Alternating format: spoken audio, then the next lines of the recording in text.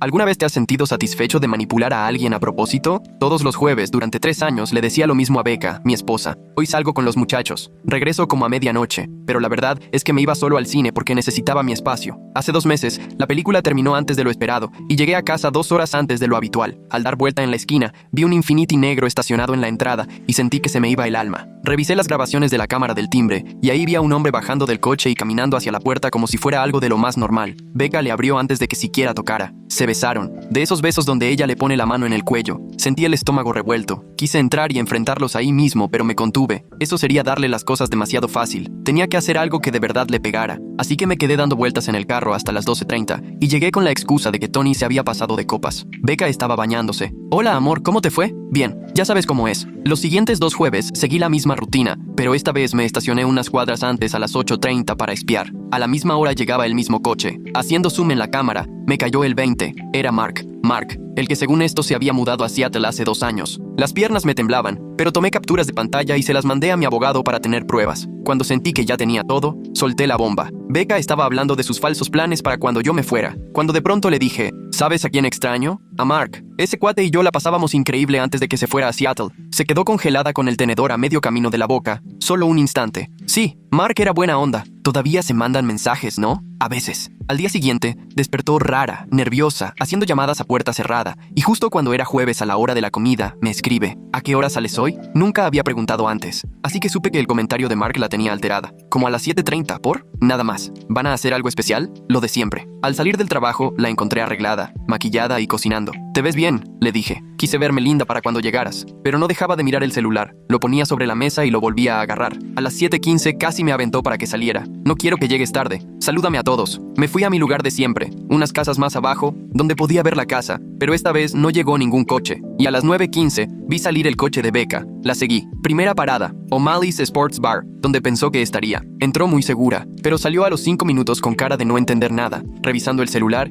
y viendo por el estacionamiento. Luego fue a The Dugout, otro bar deportivo. Por las ventanas la vi buscando mesa por mesa, hasta la entrada del baño. Le enseñó el celular a una mesera, que solo se encogió de hombros. Saliendo del lugar, revisaba el celular como loca. Siguiente parada, Buffalo Wild Wings. Ahí estuvo unos 15 minutos. La vi en la barra platicando con el gerente, enseñándole algo en el teléfono. Seguro una foto mía. Él negó con la cabeza y apuntó a unas mesas casi vacías. Esa noche no era la mejor para los bares deportivos. Luego fue al bar de mala muerte donde Tony solía llevarnos. Se fue directo con el bartender. Yo entré por la puerta lateral y me escondí cerca del baño. La escuché decir, todos los jueves un grupo de 5 o 6, ruidosos. Uno se parece a este. El bartender vio la foto y le dijo, el jueves es la noche más tranquila. Sí recuerdo a un grupo así, pero hoy no han venido. Lo siento. Se fue frustrada. Se sentó en el coche 5 minutos escribiendo frenéticamente. Luego fue al cine AMC. Le di 10 minutos de ventaja y entré por un costado. Estaba en la dulcería hablando con un gerente adolescente, enseñándole el celular otra vez. Él apuntó hacia las salas. Ella fue revisando una por una, abriendo puertas, buscando entre las pocas personas que había ese jueves. Me regresé al coche. 20 minutos después, salió con cara de derrota y se quedó en el auto otros 10 minutos. Desde la ventana trasera la vi hablando por teléfono, gesticulando, seguramente llamando a Mark para decirle que no me encontraba por ningún lado, que tal vez yo ya sabía y que los jueves ya no eran seguros. Todavía se paró en 2 bares más de camino a casa, buscando desesperada. Cuando llegué a la hora de siempre, ella estaba en el sillón con una copa de vino, fingiendo estar tranquila,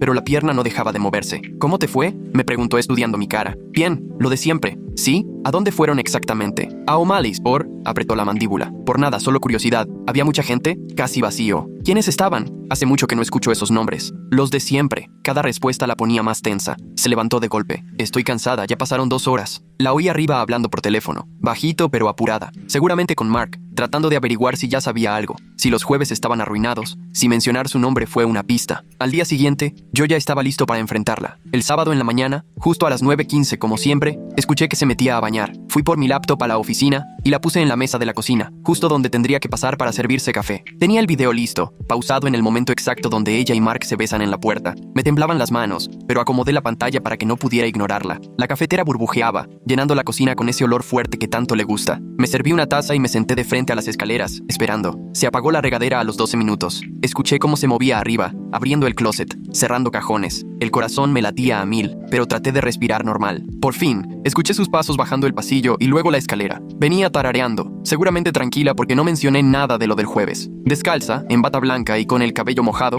caminó directo a la cafetera. Fue entonces cuando vio la pantalla de la laptop. Se quedó completamente paralizada, con una mano estirada a media altura, sin alcanzar la taza. En 2 segundos, la cara se le puso pálida. Pasó de estar relajada al horror total. Se quedó ahí viendo la pantalla, mirándose a sí misma besando a Mark. Y yo vi claramente el momento en que entendió que yo lo sabía todo desde hacía 2 meses. Que la noche del jueves no era para descubrirla, sino para verla entrar en pánico y buscarme por toda la ciudad. Abrió la boca, pero no le salió ni una palabra. Tomé un trago de café y le dije que mi abogada ya tenía copias de todo. 8 jueves distintos, todos documentados y mostrando lo mismo. Ella intentó decir algo, pero le hice una seña para que esperara. Cuando estés lista para decir la verdad sobre todo. Se veía tan frágil que se dejó caer en la silla de enfrente, con las manos temblándole tanto que al servir café, lo tiró y se hizo un charco en la mesa. Agarró una servilleta de papel y empezó a limpiar, más por nervios que por otra cosa. Luego me miró y empezó a contar que todo había comenzado 6 meses atrás, cuando Mark la buscó. Estaba mal con su esposa y necesitaba platicar con alguien. Juró que lo físico solo pasó hace 2 meses. Saqué mi celular y me puse a revisar el Facebook de Mark, viendo meses de fotos donde no salía su esposa por ningún lado, ni una sola desde hace más de 1 año.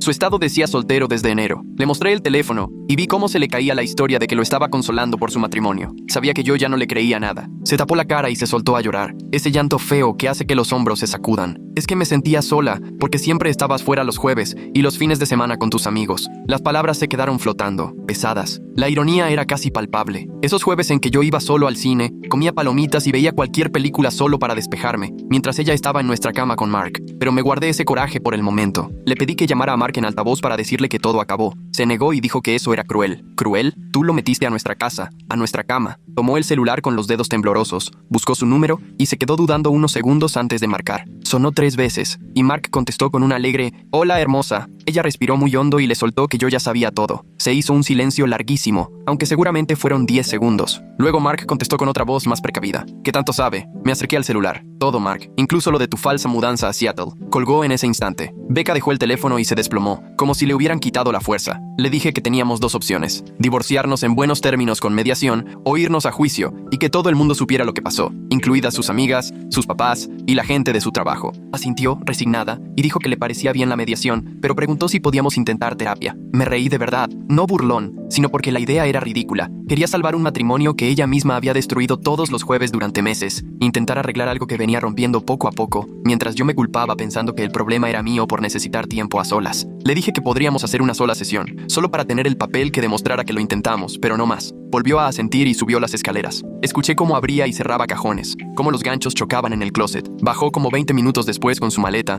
y dijo que se iría a casa de su hermana un tiempo. No dije nada, no valía la pena. La casa se sentía rara sin ella, como si por fin las paredes respiraran. El resto del sábado me la pasé caminando por los cuartos, viéndolos con otros ojos. El sillón donde seguro se sentaban juntos, la cocina donde cocinaban, la cama donde yo dormía sin saber nada. El domingo fui con mi abogada para empezar el trámite. Sacó una carpeta llena de capturas y me mostró fechas y horas que dejaban claro todo el patrón. La línea de tiempo probaba que no fue un accidente ni un desliz, sino algo planeado, y eso ayudaría en la división de bienes porque aquí la infidelidad pesa en el acuerdo. Me recomendó contratar a un investigador privado, por si había más cosas que descubrir. Le dije que sí, sin dudarlo. Quería saber todo, aunque doliera. Llamó en ese momento y agendó una cita para el lunes en la tarde. De regreso a casa, pasé a una cafetería y por fin le marqué a Tony. Me temblaban las manos porque sabía lo que tenía que decirle. Cuando contestó de buenas y me preguntó por los planes del jueves, fui directo. Llevaba 3 años usando su nombre como pretexto. Se quedó callado tanto tiempo que pensé que había colgado. Luego me preguntó por qué no le había dicho simplemente que necesitaba estar solo, en vez de mentirle a todos. Le expliqué que necesitaba espacio de Becca, pero no quería herirla,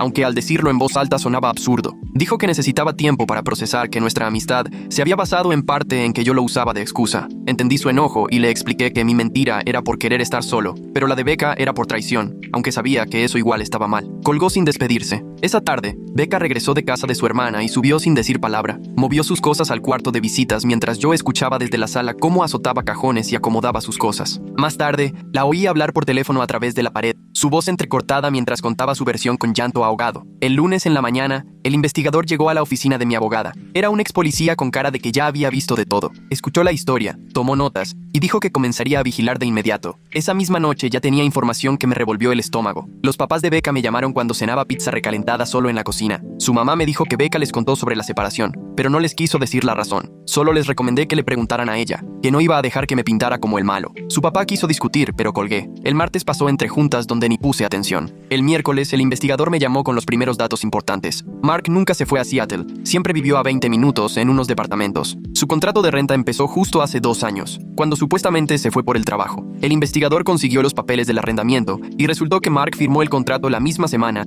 en que dijo que se mudaba. Pero eso ni era lo peor. También descubrió que Mark y Becca sacaron una tarjeta de crédito juntos hace 8 meses. Sentí que las piernas me fallaban y tuve que sentarme en el suelo de mi oficina mientras él me leía todos los cargos. Cenas en restaurantes que yo quería conocer con Becca, boletos para conciertos de bandas que alguna vez mencioné, cargos de hotel por fines de semana cuando iba a ver a mis papás. No solo se veían los jueves, prácticamente parecían una pareja, usando dinero de una cuenta que ni siquiera sabía que existía. El investigador privado me mandó por correo copias de todo, y yo las imprimí en la oficina, con las manos temblando mientras veía, hoja tras hoja, la vida secreta que llevaban. Esa tarde llegué a la casa con ese bonche de papeles y encontré a Becca en la cocina, preparando té. Dejé los estados de cuenta de la tarjeta de crédito en la barra, justo frente a ella. Los revisó apenas 3 segundos antes de que los hombros se le vinieran abajo. Admitió que llevaban casi 1 año juntos, no solo los meses que yo sospechaba. No eran solo los jueves en la casa. Salían a cenar, iban al cine, asistían a espectáculos. Hacían la vida que ella decía que quería conmigo, mientras yo me quedaba solo en salas oscuras. Me mostró su celular con las conversaciones que llevaban desde hacía 11 meses, fotos de los dos en distintos lugares, selfies de sus citas,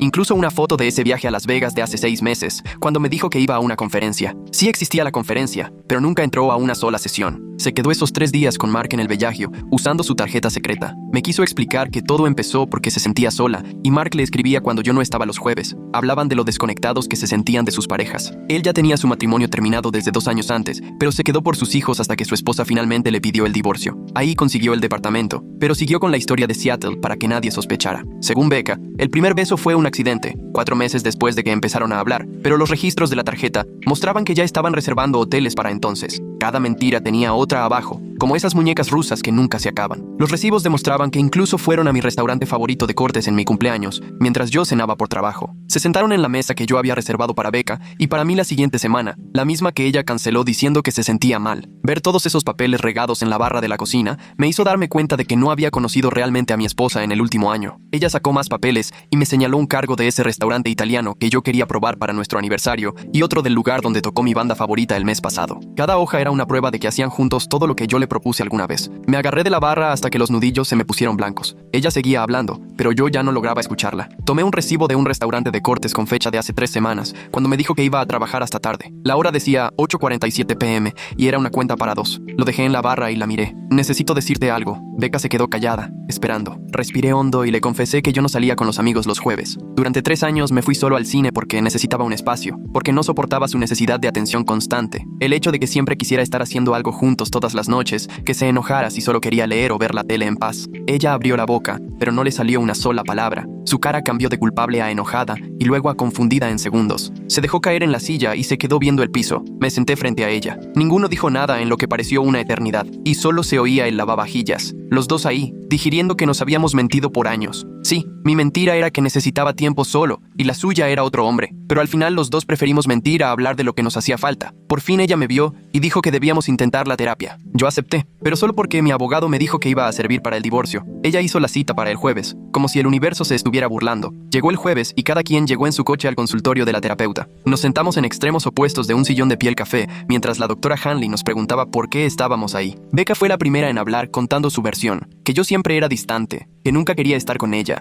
que cada semana prefería a mis amigos y que se sentía sola en el matrimonio. La doctora Hanley asentía y tomaba notas mientras Becca se ponía en plan víctima. Cuando me tocó, saqué el celular y busqué uno de los videos de la cámara Ring. Se lo mostré a la terapeuta. Por esto estamos aquí de verdad. El video era de Mark llegando a la puerta y Becca recibiéndolo con un beso. La doctora Hanley lo vio sin cambiar el gesto. Me devolvió el teléfono y se acomodó los lentes. Sugirió que quizá la terapia individual sería más útil en este punto, que recuperar la confianza después de tanta mentira tomaría años, si es que se podía. La sesión terminó antes de tiempo y salimos sin decir palabra rumbo a nuestros carros. Fui directo al banco y en ventanilla abrí una cuenta a mi nombre. La cajera me reconoció por años de depósitos y me preguntó cómo estaba Becca. Solo le dije que andábamos haciendo unos cambios financieros. Ella solo asintió y me ayudó a dejar todo listo. El viernes en la mañana, el investigador me llamó para decirme que ya tenía todo el informe. Nos vimos en una cafetería y me entregó una carpeta más gruesa de lo que imaginaba. Según la vigilancia, Mark estuvo en la casa 43 veces en el último año. A veces se quedaba cuando yo viajaba por trabajo. Tenía fotos del coche de Mark en la cochera a las 2 de la mañana cuando yo no estaba. Había recibos de hoteles cerca de la casa de mis papás cuando iba de visita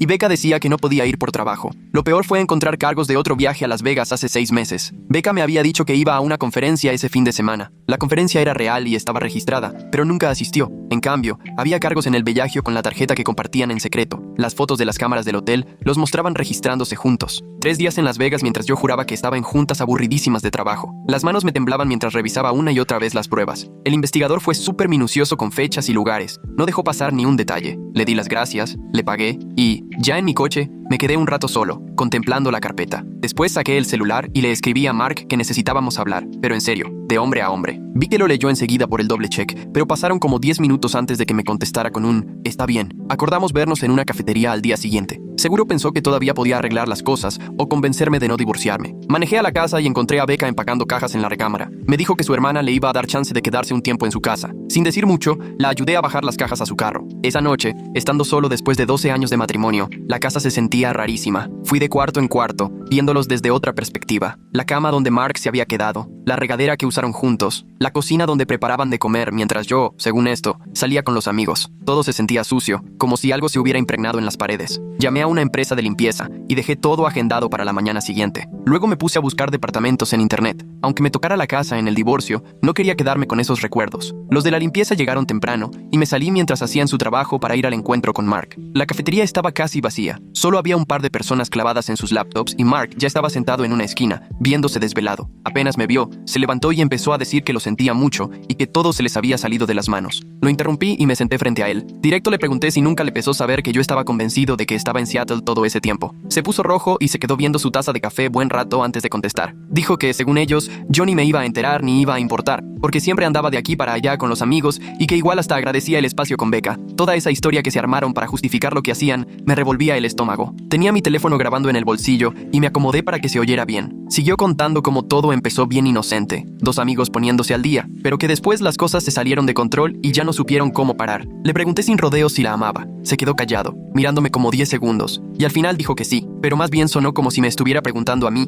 en vez de afirmarlo. Luego le solté si ya estaba listo para mantenerla, porque ella estaba por perder la mitad de todo en el divorcio. Su cara cambió por completo, como si le hubiera caído un balde de agua helada. Empezó a balbucear que la verdad nunca hablaron de eso, que todo era día a día y que no sabían qué iba a pasar después. Ahí le empezó a caer el 20 de que esto ya no era solo una aventura, que ahora Becca iba a depender de él, con cuentas, necesidades y todo el paquete. Empezó a echarse para atrás diciendo que quizá iban demasiado rápido, que tal vez necesitaban pensar mejor las cosas o darse un tiempo. Yo solo lo miraba mientras él mismo destruía su relación solito. Después de un rato de escucharlo desmoronarse, me levanté y lo dejé ahí con su café frío. El camino de regreso a la casa se me hizo eterno, y al llegar, vi que el carro de Becca ya estaba a reventar de cajas, y todavía seguía cargando más. Me miró, se acomodó una caja de cosas de la cocina y me repitió que su hermana la iba a recibir un rato. Solo asentí y pasé de largo para entrar. Esa noche, después de que se fue, la casa se sentía distinta, como si todo estuviera contaminado. Caminé por la recámara y podía imaginarme a Mark en mi cama, bañándose en mi regadera, desayunando en mi mesa, viendo pelis en el sillón con ella mientras yo estaba solo en el cine. Hasta el aire se sentía sucio. No pude dormir en la cama, así que agarré una cobija y me fui al sillón, pero tampoco pude pegar ojo. Terminé en el piso del cuarto de visitas con la laptop, buscando empresas de limpieza. Encontré una de sanitización profunda y los agendé para el lunes temprano. Luego me puse a buscar departamentos en el centro, lugares sin recuerdos, sin fantasmas en cada rincón. Aunque me tocara la casa, sabía que no podía seguir ahí. El sábado en la mañana llegó un mensaje de la oficina del mediador para avisar que la primera cita era el martes a las 2. Becca seguro recibió lo mismo porque 10 minutos después me escribió preguntando si podíamos hablar antes para ver si arreglábamos algo. Ni le respondí, solo le reenvié el mensaje a mi abogada, quien dijo que de ahora en adelante todo fuera por la vía legal. El domingo me llamó mi hermano desde Portland. Por mi voz supo que algo andaba mal, y cuando le conté todo, se quedó callado mucho rato. rato y luego me dijo que iba a comprar un vuelo para llegar esa misma tarde. Intenté decirle que no era necesario, pero ya estaba buscando boletos mientras hablábamos. No dejaba de decir que quería ir a buscar a Mark y platicar con él, de esas charlas que incluyen los puños, pero logré calmarlo. La venganza legal le iba a doler más. Llegó a las 6 y fuimos directo a la casa, donde vio todas las cajas que Becca había dejado. Pasamos el resto del domingo revisando sus cosas, empacando lo que no se llevó o se le olvidó. En cada cajón y cada closet había pruebas del engaño, recibos de restaurantes a los que nunca fui, boletos de cine de fechas en que según ella andaba trabajando, hasta un reloj de hombre en su joyero que clarito no era mío. Lo peor fue encontrar una tarjeta de San Valentín escondida bajo unas bufandas, firmada con amor siempre, M, de este febrero pasado, cuando ella dijo que no quería festejar porque era muy comercial. Mi hermano la levantó, negó con la cabeza y la echó a la caja con las demás cosas. Encontramos recibos de hotel, boletos de estacionamiento del centro cuando se suponía que estaba con su mamá, y hasta una llave extra que seguro era del departamento de Mark. Cada cosa que salía hacía que mi hermano se enojara más, pero yo solo sentía un vacío, como si cada hallazgo solo confirmara lo que ya sabía. Para el lunes en la mañana, ya teníamos 12 cajas empacadas y etiquetadas, listas para que las recogieran cuando quisieran. El equipo de limpieza llegó a las 8 y se la pasó 6 horas tallando cada rincón, lavando las alfombras y hasta desinfectando los ductos del aire. Mi hermano y yo nos quedamos sentados en el porche mientras ellos trabajaban, sin decir mucho, nada más viendo cómo el barrio seguía con su lunes como si nada. Cuando terminaron, la casa olía a limpiador fuerte en vez de a traición, lo cual era ganancia, pero igual no me daban ganas de quedarme ahí. El martes llegó volando y mi hermano me llevó a la oficina del mediador en el centro. La sala de espera tenía plantas de mentiras y revistas viejísimas. Becca ya estaba ahí con su abogada, usando el vestido que le compré para nuestro 10º aniversario. El mediador nos llamó a una sala de juntas enorme, con una mesa larguísima y un montón de sillas. Nos sentamos separados, como niños regañados. El mediador empezó por lo sencillo, que hiciéramos una lista de nuestras cuentas conjuntas y bienes individuales. Le di todas las copias que mi abogada tenía listas, incluyendo los estados de cuenta que mostraban las compras de Becca y Mark en la tarjeta compartida. La cara de su abogada cambió en cuanto los vio. Becca intentó decir que necesitaba pensión porque ganaba menos que yo, pero mi abogada no le dio chance y le sacó los 8 meses de gastos en restaurantes y hoteles de su tarjeta. El mediador checó todo y dijo que, en esas circunstancias, la pensión no procedía. Luego tocó el tema de la casa. El mediador sugirió ponerla en venta y partir lo que quedara después de la hipoteca. Ninguno de los dos puso peros. Yo ya no iba a vivir ahí y Becca no podía con los pagos sola. Lo de las cuentas, los fondos de retiro y los coches salió rápido. Los dos solo queríamos acabar. La única batalla fue por las joyas que le había regalado a Becca durante los años. Mi abogada aclaró que, en este estado, los regalos del matrimonio son bienes comunes. Becca alegó que tenían valor sentimental, lo cual me daba risa después de verla llegar a la mediación usando el vestido de nuestro aniversario. El mediador propuso que se quedara con las cosas personales y regresara las piezas más caras para repartirlas. Firmamos los papeles y dejamos la siguiente cita para dentro de 2 semanas. Ya saliendo al estacionamiento, Mark me mandó un mensaje diciendo que él y Becca necesitaban espacio para pensar, que esperaba que lo entendiera. Se lo enseñé a mi hermano y se echó a reír diciendo que Mark ya estaba sacando las patas, ahora que lo divertido se había convertido en drama. El miércoles temprano, la agente de bienes raíces fue a tomar fotos de la casa, acomodó todo y movió muebles para que se viera bien. Para el jueves en la tarde, ya estaba el anuncio en internet con 23 fotos que hacían ver la casa mejor de lo que era. El viernes fue la primera visita y el sábado hubo 3 más. El domingo tuvimos casa abierta y 14 grupos pasaron a verla. El lunes en la mañana, la agente habló para avisar que teníamos 3 ofertas, todas encima del precio. El mercado estaba loquísimo y las casas limpias en la colonia volaban. Aceptamos la mejor oferta ese mismo día. Los compradores querían cerrar en 30 días, lo que nos acomodaba perfecto a los dos. Pasé los días siguientes buscando depa en el centro, cerca de mi oficina, y encontré uno de una recámara en el 8º piso con vista al río. El contrato empezaba en 3 semanas, justo para cuando se cerraba la venta de la casa. Ahí no había recuerdos, ni fantasmas, solo un nuevo comienzo. El edificio tenía gimnasio y una cafetería en la planta baja. El jueves firmé el contrato y dejé el depósito más la renta del primer y último mes. El sábado en la mañana, Becca me escribió para ver si podía pasar por más de sus cosas. Le dije que yo no iba a estar de 2 a 4. Cuando regresé, la mitad del garage ya estaba vacío y se había llevado las mejores ollas y sartenes. Me dejó una nota diciendo que había empezado terapia y que estaba trabajando en ella misma. 2 días después regresó, mientras yo seguía empacando cajas en el garage. Se veía cansada, más grande, como si el tiempo le hubiera caído encima en 2 semanas. Traía el pelo recogido y no llevaba maquillaje. Me preguntó si podíamos hablar un minuto. Yo seguía empacando mientras ella se quedaba parada. ¿Me odias?, preguntó. Me detuve y la vi. No, estoy decepcionado, dolido y enojado, pero para odiar se necesita demasiada energía. Ella solo asintió y levantó una caja con sus libros. Empacamos en silencio unos 20 minutos hasta que se fue. El cierre de la casa fue 3 semanas después. en una notaría. Firmamos en cuartos separados. El abogado me pasó un cheque con mi parte. 12 años de matrimonio reducidos a una transferencia bancaria. Era suficiente para arrancar bien en el nuevo depa y todavía sobraba. Me mudé ese fin de semana y mi hermano me ayudó a cargar cajas y armar la cama. El departamento se sentía limpio y vacío, pero en buen plan, sin fotos en las paredes, sin recuerdos en los rincones. Las siguientes 2 semanas fueron bastante tranquilas. El trabajo me mantenía ocupado y hasta me estaba acostumbrando a cocinar solo para mí. Luego, el sábado en la tarde, paré en la gasolinera cerca de donde vivía antes para echar gasolina. Mark estaba en la bomba de al lado. Me vio y trató de meterse rápido a su coche. ¿Qué onda, Mark?, le grité. Se detuvo y se volteó con cara de niño regañado. ¿Cómo te va con Becca ahora que estás soltera? Se puso rojo y murmuró algo de que era complicado y que se tenía que ir. Lo vi irse sin acabar de echar gasolina. Me enteré después por amigos que Becca pensaba que ya iban a estar juntos en cuanto saliera el divorcio, pero a Mark no le interesaba nada serio. Le gustaba el chisme y la emoción a escondidas, no la bronca real de andar con una mujer en medio de un divorcio. No podía dejar de pensar lo irónico que era que Becca tirara nuestro matrimonio por un tipo que salió huyendo antes de que se secara la tinta del divorcio. 3 semanas después, mi abogada me llamó mientras desempacaba cajas en el nuevo depa. Me avisó que ya estaba todo el papeleo y por fin el divorcio era oficial, casi 3 meses después de todo el rollo. Así que, oficialmente soltero otra vez, a los 35 años, empezando de cero pero por fin libre. Colgué y me senté en el sillón rodeado de cajas, viendo el río y sintiéndome más ligero de lo que me acordaba. El jueves siguiente, Tony me escribió para invitarme a echar una chela y platicar. Nos encontramos en el mismo bar de mala muerte, donde Becca me había buscado esa noche, y él ordenó un par de cervezas antes de sentarse frente a mí. Me dijo que ya había digerido todo y que entendía por qué necesitaba mi espacio, aunque hubiera preferido que solo le dijera que quería estar solo. Le conté toda la historia desde el principio, cómo descubrí la infidelidad, lo de vigilarla, seguir a Becca por la ciudad, todos los enredos mentales en los que caí. Silbó bajito y movió la cabeza en señal de desaprobación, diciéndome que le daba gusto que lo resolviera por la vía legal y no como él habría reaccionado si hubiera agarrado a su esposa con otro. Nos echamos una partida de billar tras otra por 3 horas y, al final, las cosas entre nosotros ya se sentían casi como antes. En los meses siguientes, me fui enterando por amigos en común de cómo estuvo todo el asunto. Al parecer, Becca pensaba que ella y Mark iban a estar juntos oficialmente cuando se firmara el divorcio, pero el tipo seguía saliendo con que necesitaba tiempo y espacio. Ella les hablaba llorando a sus amigas, diciendo que no entendía qué había cambiado, si durante la aventura él estaba tan interesado en ella. 3 meses después de que se concluyó el divorcio, me enteré que empezó a salir con un tipo del gym